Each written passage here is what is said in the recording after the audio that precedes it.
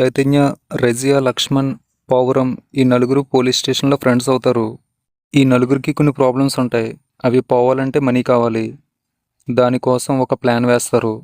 తన మేనమావ ఎమ్మెల్యే కూతురైన కీర్తిని కిడ్నాప్ చేసి మనీ డిమాండ్ చేద్దామని చైతన్య ప్లాన్ చేస్తాడు. తర్వాత కిడ్నాప్ చేసి ఒక బంగ్లాకి తీసుకెళ్తారు. అందులో ఒక దయ్యం ఉంటుంది. దానికి కిడ్నాప్ చేసిన వాళ్ళంటే అస్సలు నచ్చదు. వాళ్ళని చంపేస్తుంటుంది. అలాగే కీర్తికి కూడా ఒక ప్రాబ్లం ఉంటుంది. ఆ దయ్యం వల్ల, కీర్తికి ఉన్న ప్రాబ్లం వల్ల ఈ నలుగురికి ఎలాంటి ప్రాబ్లమ్స్ వచ్చాయి, బంగ్లాలోని దయ్యం కిడ్నాపర్స్ని ఎందుకు చంపుతుంది, కీర్తికి ఉన్న ప్రాబ్లం ఏంటి, ఈ నలుగురు ప్రాబ్లమ్స్ తీరాయా లేదనేది మిగతా స్టోరీ. హర్రర్ కామెడీ జోనర్లు ఇప్పటికే బొచ్చుడు సినిమాలు వచ్చాయి, ఇంకా వస్తూనే ఉన్నాయి. అందులో ఇదొకటి. అరిగిపోయిన చిరిగిపోయిన ఓల్డ్ టెంప్లెట్ ఇది. ఎక్కడా కొత్తదనం లేదు. కొద్ది గొప్ప ఒక ట్విస్ట్ బాగుంది. ఒకటి రెండు కామెడీ సీన్స్ బాగున్నాయి తప్ప ఇంకెక్కడ అసలు నవ్వే రాదు. చాలా చోట్ల డబుల్ మీనింగ్ డైలాగ్స్ ఉన్నాయి. పాడుబడ్డ బంగ్లాలు, దాంట్లో దయ్యాలు, lights on and of, door sounds ఇవే ఉంటున్నాయి హర్రర్ మూవీస్లో.